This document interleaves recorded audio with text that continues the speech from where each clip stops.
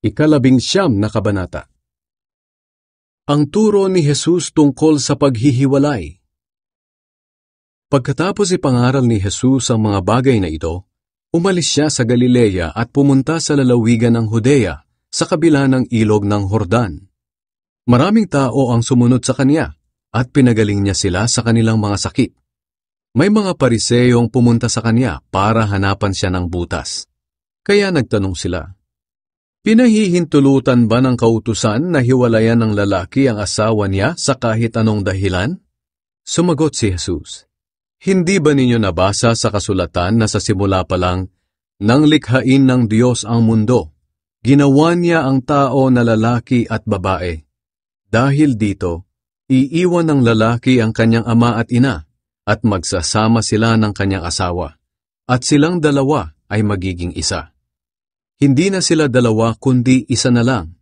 Kaya hindi dapat paghiwalayin ng tao ang pinagsama ng Diyos." Nagtanong uli ang mga Pariseyo, "Pero bakit sinabi ni Moises na pwedeng hiwalayan ng lalaki ang asawa niya? Basta't bigyan niya ito ng kasulatan ng paghihiwalay." Sumagot si Jesus sa kanila, "Ipinahintulot ito ni Moises sa inyo dahil sa katigasan ng ulo ninyo. Ngunit hindi iyan ang layunin ng Diyos mula sa simula.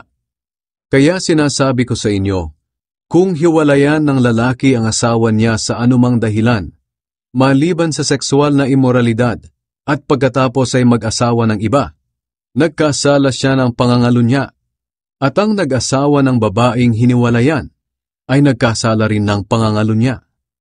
Sinabi ng mga tagasunod ni Jesus, "Kung ganyan po pala ang panuntunan sa pag-aasawa, mabuti pang huwag na lang mag-asawa." Sumagot si Jesus, "Hindi matatanggap ng lahat ang turong ito, maliban na lang sa mga taong pinagkalooban nito. May iba't ibang dahilan kung bakit ang ilan ay hindi nag-aasawa. May iba na ipinanganak na sadyang baog. Ang iba'y hindi makakapag-asawa dahil sinadyang kapunin. At may iba naman ay ayaw mag-asawa dahil sa pagpapahalaga nila sa kaharian ng Diyos. Kung kaya ng sino man na hindi mag-asawa, huwag na siyang mag-asawa." Pinagpala ni Jesus ang maliliit na bata. May mga taong nagdala ng maliliit na bata kay Jesus upang ipatong niya sa mga ito ang kanyang kamay at ipanalangin. Pero sinaway sila ng mga tagasunod ni Jesus. Sinabi ni Jesus sa mga tagasunod niya, "Hayaan ninyong lumapit sa akin ang mga bata. Huwag ninyo silang pigilan, dahil ang mga katulad nila ay kabilang sa kaharian ng Diyos." Ipinatong nga niya ang kanyang kamay sa mga bata at pinagpala niya sila. At pagkatapos nito ay umalis siya. Ang lalaking mayaman. May isang lalaki naman na lumapit kay Jesus at nagtanong, "Guro, ano po ba ang mabuti kong gawin upang magkaroon ng buhay na walang hanggan?" Sumagot si Jesus, "Bakit itinatanong mo sa akin kung ano ang mabuti?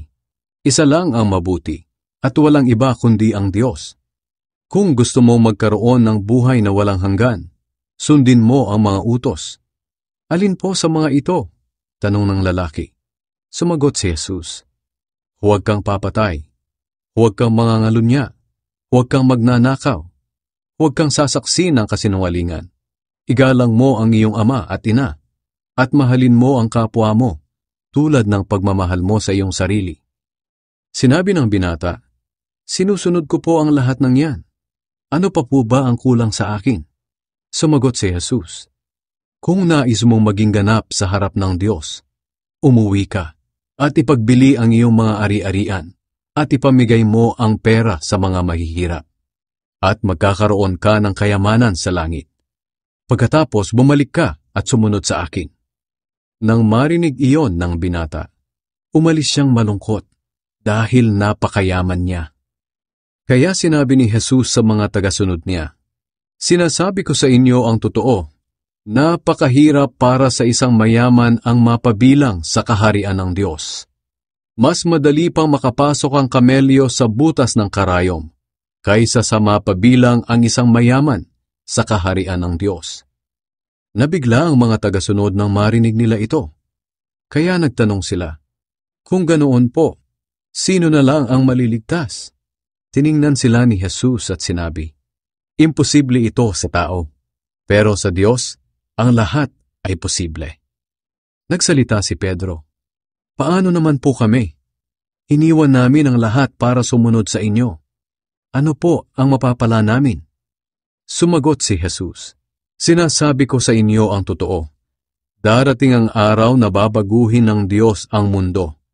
At ako na anak ng tao ay uupo sa aking trono. At kayong mga tagasunod ko ay uupo rin sa 12 trono, upang husgahan ang 12 lahi ng Israel. At ang sino mang nag-iwan ng kanyang bahay, mga kapatid, mga magulang, mga anak, o mga lupa dahil sa akin, ay tatanggap ng mas marami pa kaysa sa kanyang iniwan. At tatanggap din siya ng buhay na walang hanggan. Maraming dakila ngayon na magiging hamak, at maraming hamak ngayon na magiging dakila.